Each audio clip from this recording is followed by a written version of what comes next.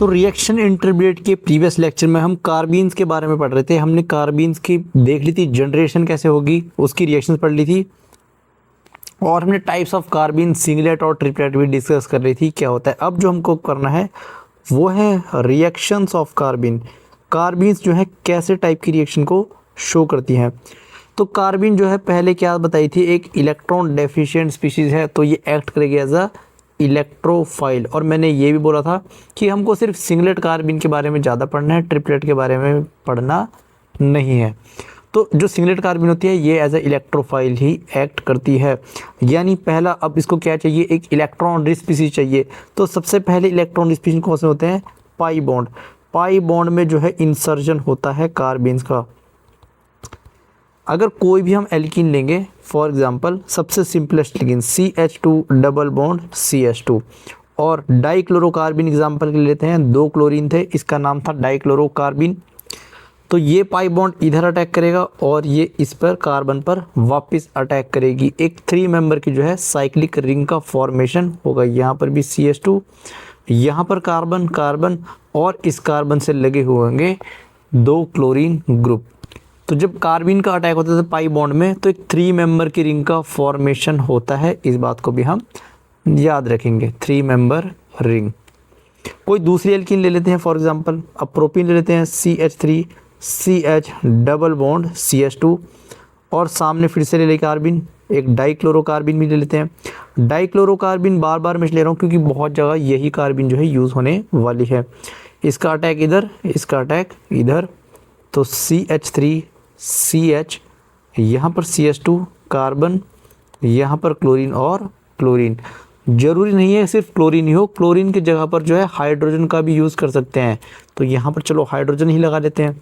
Same तरीके से काम करेगी, प्रोडक्ट हमेशा 3 मेंबर की साइक्लिक रिंग ही मिलेगी। और एग्जांपल देख लेते हैं, थर्ड एग्जांपल, एक एल्कीन ले लेते हैं, साइक्लिक एल्कीन, इधर डबल बॉन्ड इधर डबल बॉन्ड, और रिएक्शन कैसे होगी इसकी, क्वेश्चन जो आएगा वो देखते कैसे आएगा, CHCl3 और KOH, यहाँ से इसका प्रोडक्ट पूछेंगे ही क्या बनेगा। तो अब जो है रिएक्शन को याद रहना चाहिए कि जो CHCl3 थी, हमने क्या पढ़ी थी, CHCl3, इसका जनरेशन करेगी कार्बिन का। यहाँ पर है KOH बेस है, ये एसिडिक इस हाइड्रोजन को निकाल लेगा और CCl3 माइनस का फॉर्मेशन होगा। फिर ये Cl माइनस बाहर जाएगा तो डाइक्लोरोकार्बिन का फॉर्मेशन हो जाएगा। अब ये इलेक्ट्रॉन डेफिशिएंट स्पीशीज बन चुकी है। अब जो है पाई इलेक्ट्रॉन्स इसके ऊपर अटैक करने के लिए रेडी हैं। ये हाई इलेक्ट्रॉन डेंसिटी है, और जो हमारी कार्बिन्स हैं ये एक लो इलेक्ट्रॉन डेंसिटी है, इसीलिए पाई बॉन्ड का जो है अटैक हो पाएगा। और यहाँ पर ये पाई इलेक्ट्रॉन्स ऐसे रहेंगे और इधर एक 3 मेंबर की रिंग बन जाएगी, 2 क्लोरीन ग्रुप ऐसे ही लगे रहेंगे। अब जो ये प्रोडक्ट बनता है ना, ये रिएक्शन यहीं पर नहीं रुकती, आगे भी कंटिन्यू हो जाती है। रीज़न समझेंगे इसका, ऐसा क्यों रहा है, यहाँ पर क्यों नहीं रुकती, आगे क्यों निकलती है, वो मैं समझाऊंगा जब रिएक्शन मैकेनिज्म पढ़ेंगे। अभी जो रिएक्शन इंटरमीडिएट है ना, ये बस इंट्रोडक्शन के लिए आपको बताने के लिए कि रिएक्शन के बीच में कौन कौन से इंटरमीडिएट्स वहाँ पर फॉर्म होते हैं, और स्टेबिलिटी कैसे कैसे हम चेक कर सकते हैं, कार्बोकैटायन की स्टेबिलिटी कैसे चेक करेंगे, एनायन कैसे स्टेबिलिटी चेक करेंगे।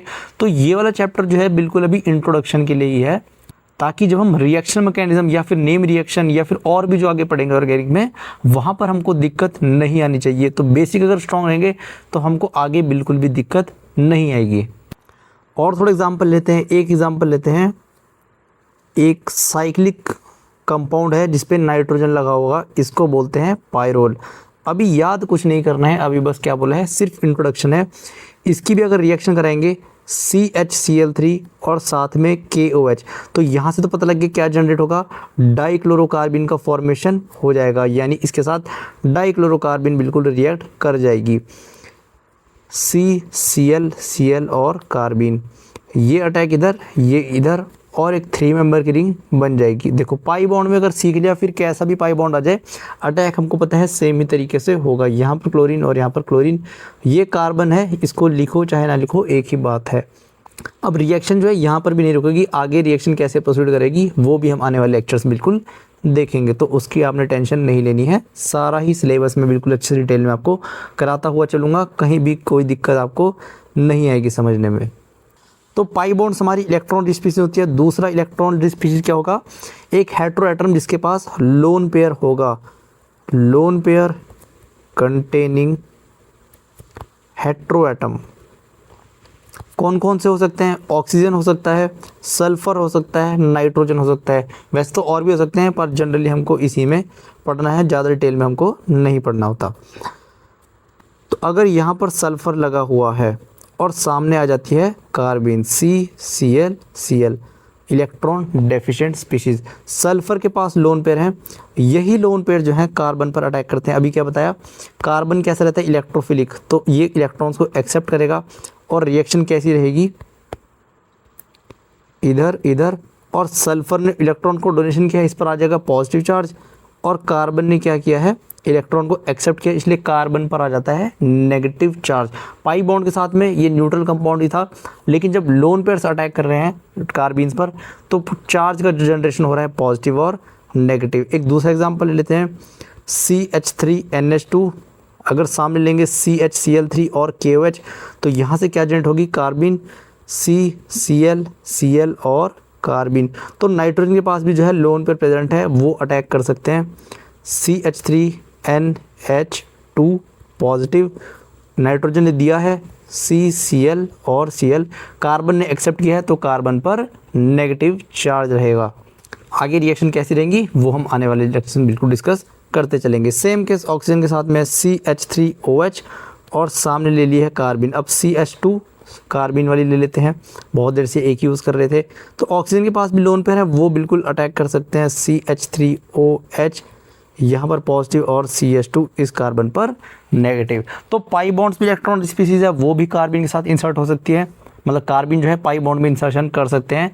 कैसे कर रहे थे, 3 मेंबर की रिंग का फॉर्मेशन हो रहा था, हेटेरो एटम के साथ भी कार्बन रिएक्ट करती है, वहाँ पर ये इलेक्ट्रॉन्स को एक्सेप्ट करती है टोटली अपने ऊपर नेगेटिव चार्ज, और जो डोनेट करेगा उसके ऊपर पॉजिटिव चार्ज।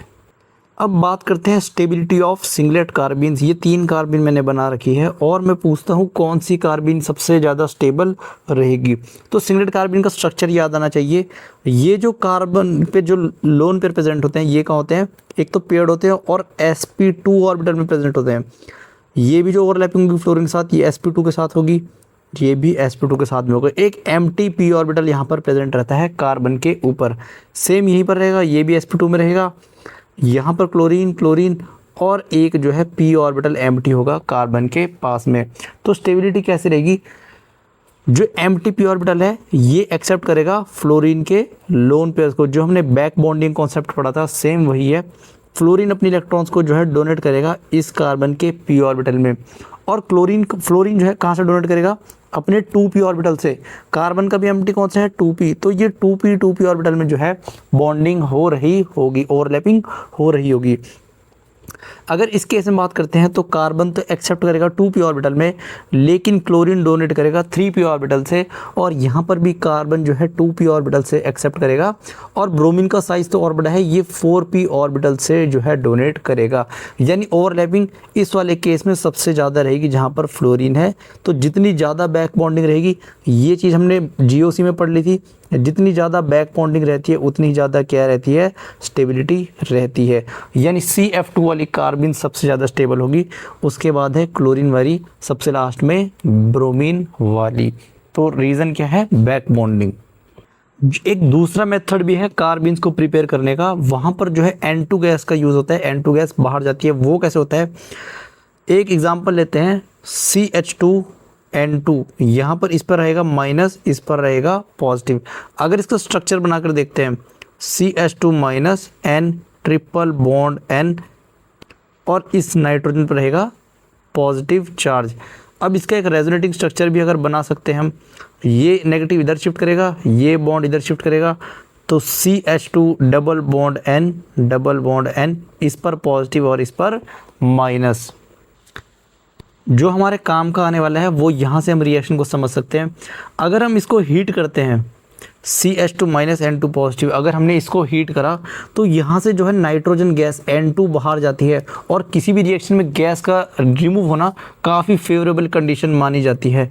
तो ये अपने इलेक्ट्रॉन्स यहाँ से लेकर भाग जाएगा, ऐसे जाएगा, और यहाँ पर क्या चलेगा, कार्बन पर क्या था, नेगेटिव था, और ये इलेक्ट्रॉन्स लेके चला जाएगा और क्या बचेगा, CH, और यहाँ पर बन जाएगी कार्बिन और N2 गैस चले जाएगी रिएक्शन से बाहर। ये जो एरो अपवर्ड्स डायरेक्शन में, इसका मतलब गैस को रिप्रेजेंट करते हैं हम कि जो गैस है वो रिएक्शन से निकल रही है। तो नाइट्रोजन गैस यहाँ से निकलेगी और फॉर्मेशन हो जाएगा कार्बिन का। अब एक रिएक्शन और देखना, बहुत इंपॉर्टेंट रिएक्शन रहेगी। यहाँ पर कोई R ग्रुप है, C डबल बॉन्ड और यहाँ CH2N2, इस पर पॉजिटिव इस पर नेगेटिव। अगर हम इसको हीट करते हैं तो यहाँ से N2 गैस बाहर चली जाएगी और फॉर्मेशन हो जाएगा कार्बिन का। यहाँ पर कार्बन, इस पर हाइड्रोजन, यहाँ पर एक हाइड्रोजन रहेगा, इस पर नेगेटिव है, एक हाइड्रोजन, और यहाँ पर बन जाएगी कार्बिन और नाइट्रोजन गैस चली जाएगी बाहर। अब कार्बिन जो होती है हाईली रिएक्टिव स्पीसीज होती हैं, कोई रिएक्शन करने के लिए सामने अगर ना मिले उससे पहले ये रीअरेंजमेंट में भी चली जाएगी। तो यहाँ से एक हेडिंग लिख सकते हैं, रीअरेंजमेंट इन कार्बिन्स। और ये जो C डबल बॉन्ड OR ये वाला ग्रुप दिखाई दे रहा है, इसको बोलते हैं एसाइल ग्रुप। और ये जो कार्बिन फॉर्म हुई है इसको बोलते हैं एसाइल कार्बिन। तो एसाइल कार्बिन जो है एक स्पेशल रीअरेंजमेंट में जाती है। वो देखना कैसे, ये जो इलेक्ट्रॉन्स है ये शिफ्ट करते हैं इधर, और ये जो R ग्रुप है ना ये माइग्रेट करता है इस वाले कार्बन पर। तो बनता कैसा है, देखो इस कार्बन को चाहे मैं स्टार से मार्क कर देता हूँ, और ये वाला R ग्रुप इस पे कार्बन पर चला गया है तो R, और ये आ गया स्टार वाला कार्बन। अब इस वाले कार्बन देखो, इसके कार्बन और इस कार्बन पर लगा हुआ है C डबल बॉन्ड O, तो यहाँ पर है C डबल बॉन्ड O। ये इलेक्ट्रॉन इधर चले गए तो यहाँ पर बीच में डबल बॉन्ड का फॉर्मेशन हो जाएगा। अब जो ये स्ट्रक्चर बना है कार्बन डबल बॉन्ड कार्बन, और इस पर भी क्या है, एक डबल बॉन्ड ऑक्सीजन, इसको बोलते हैं किटीन। ये भी एक इंटरमीडिएट है जो कि कार्बाइन के रीअरेंजमेंट से बना है। क्या नाम है इसका, किटीन। कीटोन नहीं है, ये किटीन है। और ये रिएक्शन भी यहाँ नहीं रुकती है, आगे भी फर्दर ये रिएक्शन जो है प्रोसीड करती है। और ये जो हमने रीअरेंजमेंट कराया है इसको बोलते हैं वुल्फ रीअरेंजमेंट, वुल्फ रीअरेंजमेंट। तो एसाइल कार्बिन जो है वुल्फ रीअरेंजमेंट शो करती है, और उसके बाद फॉर्मेशन होता है किटीन इंटरमीडिएट का। तो ये प्रिपरेशन में उस टाइम रह गया था, तो ये मैंने करा दिया है। अब हमने इंसर्जन पढ़ लिया है पाई बॉन्ड में और हेटेरो एटम्स में भी पढ़ लिया है।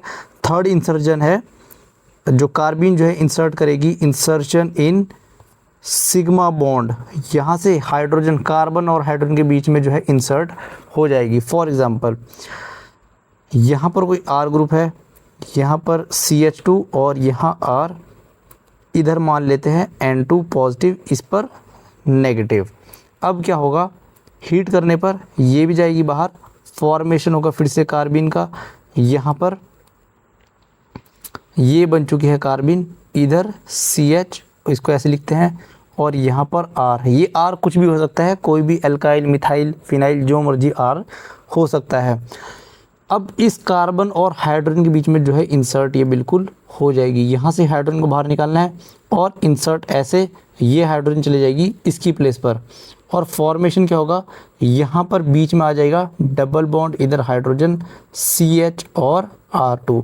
तो यानी जब सिग्मा बॉन्ड के बीच में जो है इंसर्शन हो रहा होगा तो वहाँ पर जो है एक एल्कीन का फॉर्मेशन हो जाएगा। तो पाई बॉन्ड में कैसे इंसर्ट करनी है, सिग्मा में कैसे इंसर्ट करनी है, और हेटेरो एटम में कैसे इंसर्ट करनी है, ये हमने पढ़ लिया है। अब जहाँ पर भी आगे रिएक्शन में इसका यूज़ होगा वहाँ पर हम इसको और डिटेल में पढ़ लेंगे।